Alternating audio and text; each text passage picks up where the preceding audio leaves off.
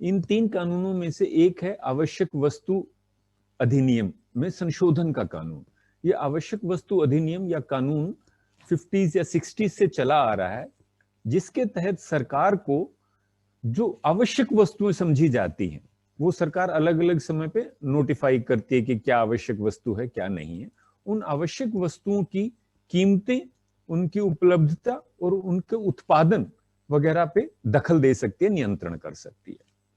तो फिलहाल सरकार ने इस आवश्यक वस्तु अधिनियम में संशोधन करके 6 वस्तुओं को, अनाज, दलहन, तिलहन, नारियल, आलू और प्याज, इनको आवश्यक वस्तु अधिनियम के दायरे से बाहर किया है। हालांकि पूरी तरह बाहर नहीं किया है, कुछ बहुत सीमित परिस्थितियों में ही इन पर यह आवश्यक वस्तु अधिनियम कानून लागू होगा। ये एक नए संशोधन के में दिया हुआ है।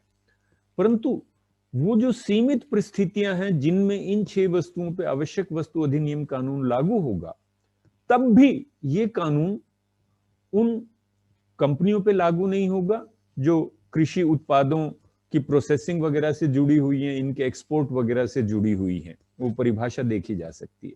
इसका मतलब ये है कि आवश्यक वस्तु अधिनियम, जिसके तहत सरकार को, जो सरकार या समाज समझती है कि आवश्यक वस्तुएं हैं, उनकी उपलब्धता, उनकी स्टोरेज, उनकी कीमतों पे दखल देने का अधिकार देती है। उसमें संशोधन करके अब सरकार ने अनाज, दालें, तिलहन, नारियल, आलू और प्याज, इनको कुछ हद तक बाहर कर दिया है। कंपनियों के मामले में, फूड प्रोसेसिंग इंडस्ट्री के मामले में वगैरह वगैरह, ये पूरी तरीके से इनको बाहर कर दिया गया है और बाकियों में बहुत सीमित परिस्थितियों में ये इसमें लागू होगा।